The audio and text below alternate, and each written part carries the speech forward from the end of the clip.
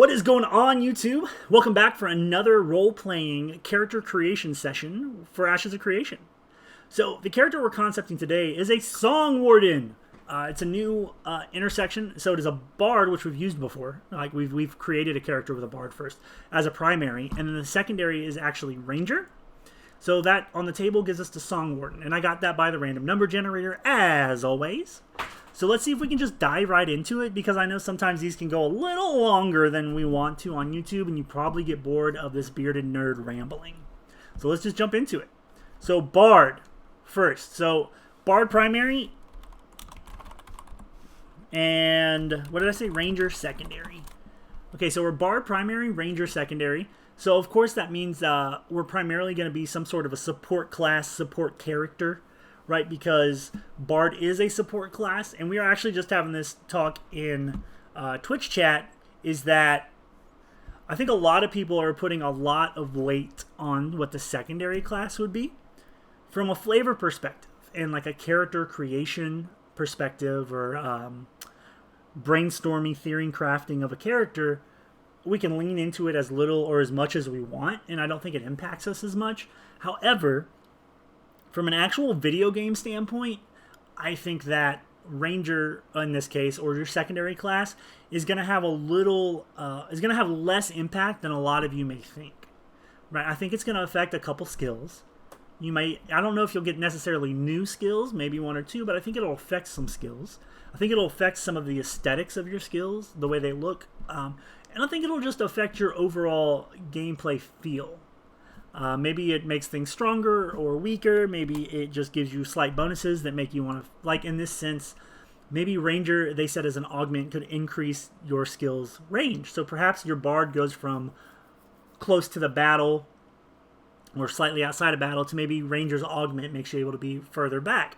So now your Bard is truly supporting from the back line opposed to being up front, which when you intersect with tank, which was the video we made, it'd be Siren, right? So Bard Ranger, so we're already at kind of a further in the back Bard, and then Ranger, the Ranger in Ashes of Creation is very bow centered, right? So maybe our Bard Ranger uses a bow or a crossbow. Now we have done, when it comes to races, we have done, I believe, almost all of them.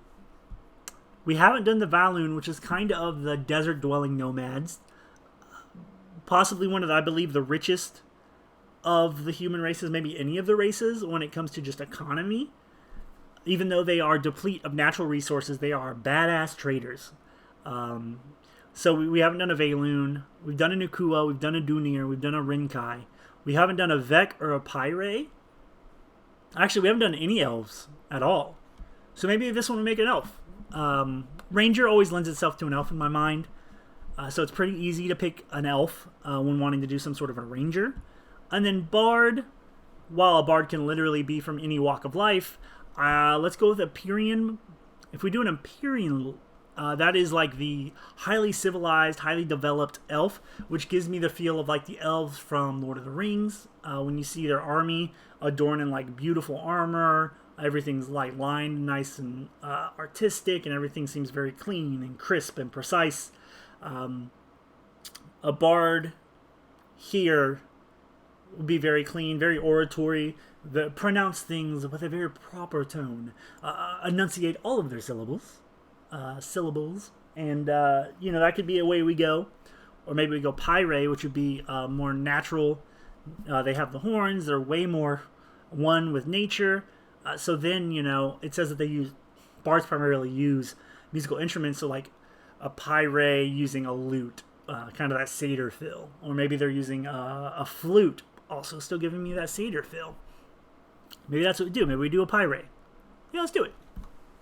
So we are a Songwarden, which is a cool name for the intersection of Bard and Ranger, Bard being primary.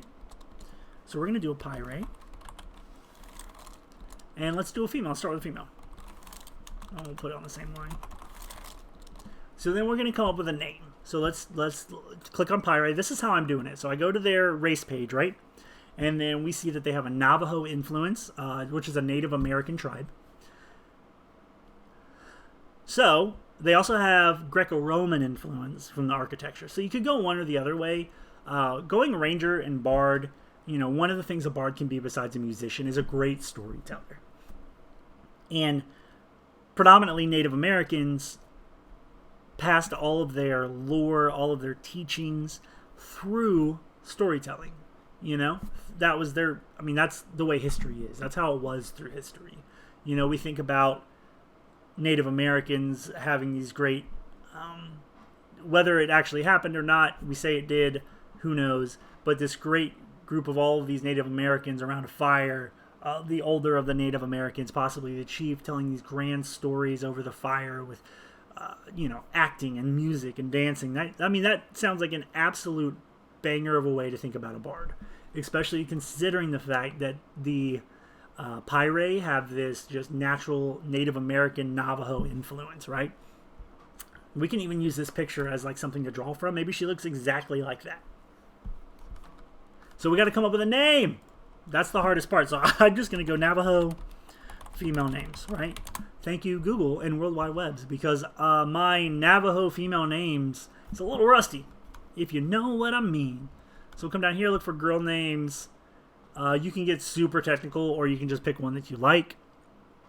It means mighty or fire, new moon or coming soon. Could be full, could be cool. Pocahontas, hello, we all know that one. Sacagawea, also, it means bird woman. I had no idea. Pocahontas means playful one. I also had no fucking idea about that either. I like this one. Another lovely girl's name that means new moon. So we'll use that. We'll use a Navajo name that means new moon, so Tay'en. Tay'en? And because I'm weird, we'll throw an apostrophe in there to make it feel fancy. The Witcher brought back the bard big time. Yes, good point. Sorry for the segue. I am doing this live on Twitch now so that you guys can jump in and interact while we kind of concept out these characters and we create these, give life to these characters in classes and archetypes off of this big ass 64 class table.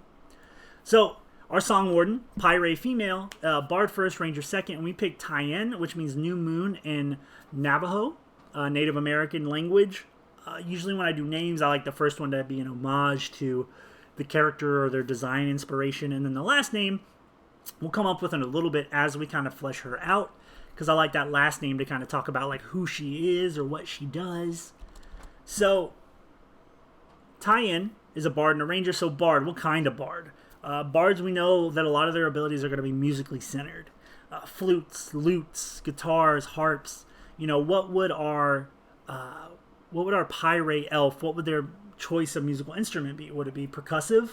Would it be a string instrument? Would it be a woodwind? I like the idea of a woodwind. I like the idea of a flute, because with the Py'rai's horns, I get this real satyr feel. Nothing's really more synonymous. Wooden flute. Nothing's more synonymous with a satyr than the pan flute. And I like the idea of our Py'rai having a flute. Maybe it's a flute that she carved herself. So let's do that. Let's say flute as her instrument of choice. We'll just put flute. I don't need to put all the other stuff. I know what's up. So if a wooden flute is her instrument of choice, let's say Tay'en carved it, like I said, whittled it. So that's her instrument of choice. So how's she going to interact? So she's a bard, music, and then again drawing from that Navajo influence that they drive for the Py'rais, just an obscenely talented storyteller. So now I've got this vision of our Py'rai Songwarden, which we will just say is kind of this. We'll use this as an aesthetic to really help us drive our story. So I see her as like a really made out of antlers of the trader. Now I do like antlers because they are part of nature. So it being made out of the antlers, or maybe it's made out of the bone of a bird, because birds are hollow, right? So maybe the tribe took down a big bird. She took one of the bird bones, one of the hollow bones, and she made a flute out of it. Seems very nature-oriented, which is the Py'rai, which is, again, the Native American influence. So now I've got this picture of this, of her right there, with the flute telling an epic story, like she's around a fire and she's just like, ages ago, our mighty civilization, this or that, a cool little flute riff. As we moved upon the woods and we've created our civilization and we are one with nature, cool little flute riff. So I think that's a really cool way to kind of think about this bard, think about what she does. how she interacts, and it's a really cool idea. And I love the idea that the flute is made out of bird bones or antlers. We went a little dark in Twitch chat. We said antlers from other Py'rai elves that went against the tribe. We're getting a little dark in Twitch chat. I like it. I'm there for you. I'm here, Bochi. I'm here. So another thing to keep in mind is while the Py'rai give this like one with nature feel, they also, I believe there's a quote on the webpage in the wiki that they pulled off of Steve, is that the Py'rai hardly ever take prisoners. So they're still aggressive. They're still territorial. So just because we are a bard of the Py'rai, we're not necessarily, peace. What am I trying to say? We're not passive. There we go. So, all right. So we've got Tay'en. She's the flute, the storyteller, using her natural resources to make the flute out of bones, out of whatever the fuck. And so that looks really cool. So then as you level up in the game, you have to get to level 25 to pick that secondary class. So until then, your character is just a bard. So when we're concepting the story or this backstory for Tay'en, you got to realize that our story, we kind of think about what is she doing? How is she progressing towards being a ranger second? I think it's a little easier in this class combination. Because if she is a storyteller growing up, falling in love with the stories that everybody in the tribe and the village tell, the music they play, being a bard, wanting to grow up in that bard situation is pretty easy to explain. I don't think you have to go too hard or stretch too far to explain a Py'rai bard, which is lovely. And a lot of the times these classes so far have worked out for us to where it's not that hard to. We don't have to go too crazy with stretching to make these classes work. So we make her this Py'rai bard, and as she's progressing as a bard, living her life, working towards, in the game, level 25, what happens that makes her want to be a ranger? What happens to where we choose that class and suddenly we become a song warden? So when I think of a warden, I think the warden of a prison or a protector. So perhaps, maybe not prison, maybe we go the protector route. And she's a protector of the village. So as she's leveling as a bard, she's doing all these grand stories, tragedy. Maybe she goes out on the plain. Because in case you know or don't know, lore-wise, a lot of these races left when shit hit the fan. Everybody but the, I can't think, Talnar, which are like the amalgamation, the survivors, the forgotten. They didn't leave, and one section of the dwarves didn't leave. They just dove straight into the mountain. But everybody else left and came back. Or they have divine gates that allow them to leave this plane and come to this plane. So perhaps she adventured out into the plane and wanting to be a protector of her tribe, protector of her village. And as she's going through doing all this bard stuff, singing and songwriting and leveling up as a bard, it just comes to her attention that somebody needs to help protect the village. Maybe her particular village is smaller, or maybe it says it's primarily a patriarchal society. So being a female ranger, unfortunately, maybe she is trying to prove to her father that she is not a weak little flower who just likes to sing. I mean, that could be a good backstory. And then to show him she wants to go outside of the village, outside of the town, or into the next plane to prove that she is not this delicate flower, that she is this fierce warrior as well. Maybe she's the younger sister, or maybe she's the only child of this father, and in order to prove to him that she didn't have to have a son to have a warrior or to have a strong offspring, that she herself is that and chooses to adventure out. Thus, level 25, she becomes a ranger. Not a fighter, but a ranger. Ranger kind of playing directly into her strengths, being elf, more agile, more dexterous, and a hunter. One familiar with nature. So I think that's not too bad. That's not too hard. I like that idea. I like that Tay'en is set out to prove herself, and that's where that level 25 kicks in, and she chose Ranger.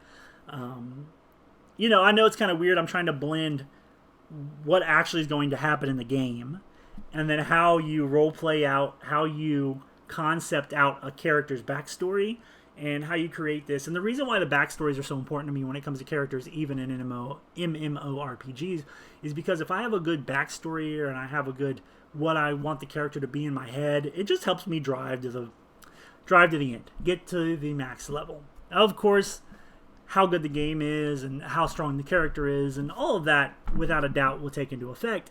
But currently, in the state we are with Ashes of Creation, and how long it is until we actually get like full-on, hands-on playtime, I'm just having a lot of fun concepting out these characters. And what it's going to do is, come time to create characters or come time to play, we will have this file of hundreds of characters that we can pick from, and then we can just pick it, read it again, update it if we need to, if there's new information, and we make that character, and then we play the game. So I'm very excited for that. So Tay'en, Bard then Ranger, we kind of came up with the fact that she is a bard, grew up in that kind of Native American Py'rai culture, storytelling and music and all of that. And she grew up. She then proceeds to the point where she wants to leave to prove to a, let's say, disappointed father that he didn't have a son, or whatever, that she is a powerful individual, and that she is much stronger than he would assume. So she leaves the nest, or leaves the village, or what have you, goes through the gate, becomes a ranger, and proceeds down it like that. So see how easy, I won't say easy, but you see how it flows, how we've kind of created an entire character. And again, the end goal for the channel would be that one of these characters we then flesh out even more, and maybe Intrepid Studios grabs one of them and turns them into an actual NPC in the world. While I do know that's a pie in the sky, I just think it's fun, and that's kind of what drives me in certain situations where maybe I'm not as into it or want to go through it. That and my passion for just creating characters is so much, because I have so much fun storytelling, coming up with these ideas and theory crafting. So Tay'en, we need a last name. And the way we do this on this channel is we come up with a last name that kind of gives way to what the character is or what they do. This is our first Bard Ranger, Songwarden. We say flute or storyteller.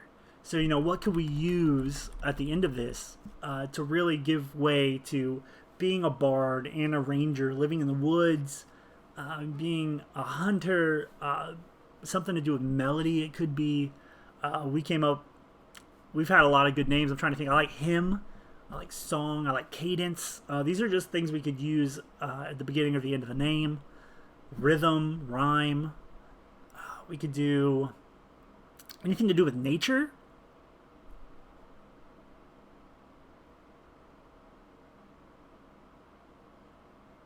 If you like role-playing so much, find $2,500, and you can have a character in Ashes of Creation with the name you want for the last name, Midnight. Oh, two separate things. For the last name, Midnight. Midnight's good. Midnight feels good. I like Moonlight. Something about like a hunter in the moonlight or a ranger in the moonlight seems good. Ooh. Okay, so he's in chat. This Bochi said Midnight, and then I started kind of riffing. So Moonlight, and when you think of night, a song at night, I think of a serenade, being serenaded. I'm trying to think. Serenade seems really good. Or something that sings at night, like an owl. Nightingale. Oh. I don't know if I'm spelling this right. Am I spelling this right? Help. Nightingale. It's nighting. It's nighting. Right? Nightingale. Are scarce bird nowadays, so you're unlikely to encounter them.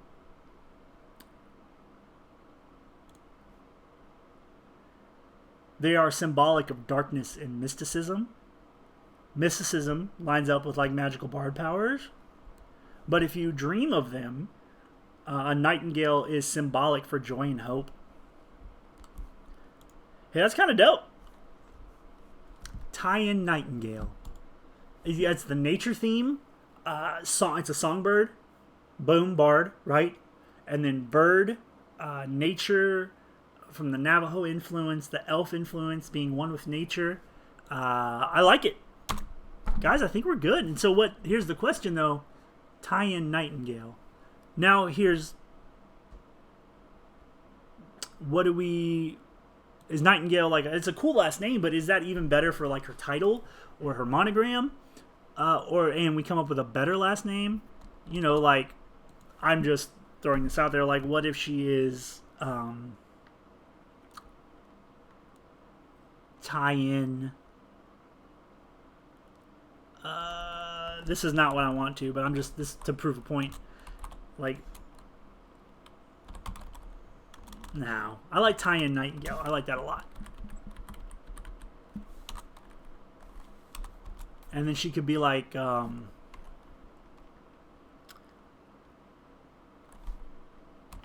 Nature's or Vengeance, Nature's Songbird. I like Songbird. I used Songstress, I think, or Song. No, I used Songbird once. So this is the hard part. This is coming up, and the reason I like to come up with a title or I come up with like a tagline or something like that is because I think it adds more to the character's flavor, their backstory, all of that. Flute, the Pied Piper. Piper, we could use Piper. Ranger is hunting. Like, we could say, like,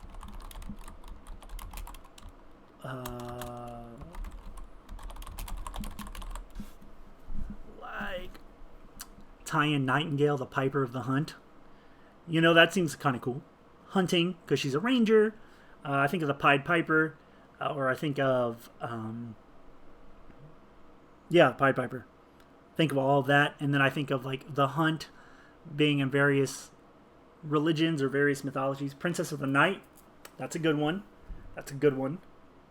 I feel like Princess of the Night would be like if we were like a rogue and a ranger or something. I don't know. Night is, I like the idea of moonlight for sure for a bard and a ranger. When we get into like Princess of the Night, while A+ vampire idea gives me more of like a rogue, dark aesthetic.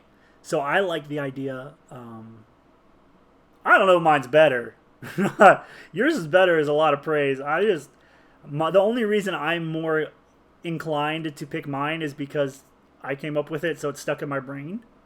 However, I just kind of like the way we ended. I like where we're at. So that puts us at a Songwarden. So if you're new to the YouTube, or we had a bunch of people, not a bunch of people, we had some more people jump in Twitch, is that we like to concept out and come up with flavor and roleplay and backstories for potential characters that you could play, or maybe even NPCs you would run into in the world of Ashes of Creation. And this is, we used a random number generator. We found a Songwarden, which is at the intersection of Bard and Ranger. And for character concepting, we need to remember that Bard is primary. So the entire character needs to play more on the Bard. And then the Ranger when it comes to story and everything like that, and theme. When it comes to the game, I am in belief that the secondary class that you pick at level 25 will add a flair. I don't think it will completely alter the class that you are primarily, but it will add flair, whether it be modifying a couple abilities. Maybe you get one or two new abilities, but it will modify like your aesthetic and your play style slightly. I've seen some things that led me to believe that. I've talked to some people who also agree with me. However, we're not really going to know until the game comes out and maybe Alpha 2 comes out and we get our hands on it more. However, so continuing down this, we chose a Py'rai. And in case you don't know, a lot of their influence for the Py'rai is from the Navajo Native American tribes. So using that, we picked the name Tay'en, which means strong. Wrong. Did it mean strong? Oh, God. It meant new moon. And that makes so much more sense when you consider that Twitch chat's been helping me out with coming out with moon ideas for her. Which is playing off the moon, first of all, which is the Navajo name, which we got because Py'rai is influenced by Navajo. You see how I'm trying to string it all together to really construct a character that has identity that you could then either roleplay inside of Ashes of Creation or on a tabletop somewhere, who the fuck knows. So we chose that, and then we come up with a last name, which we like to use as a moniker of like what they are, what they represent, how they interact with the world. And we chose Nightingale. Nightingale is a type of songbird. So just to dissect that, right?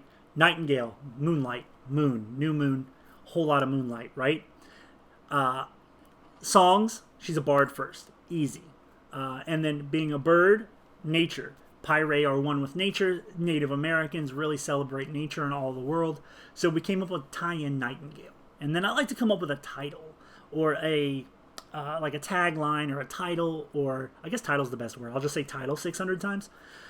And for Tay'en, we came up with the Piper of the Hunt, or Piper of the Hunt. And the hunt is referenced in so many different religions and tribes all over the world and throughout history of having significance of being on the hunt, right? And then Piper, thinking the Pied Piper, or in this sense, the music, like in the Civil War, you had somebody who came with you with the music to like inspire morale. But I just like this whole idea of, because we said she would be a flute player, because bards in general, let alone in Ashes of Creation, most of their abilities are musical based, and you can choose from, I think, a limited number.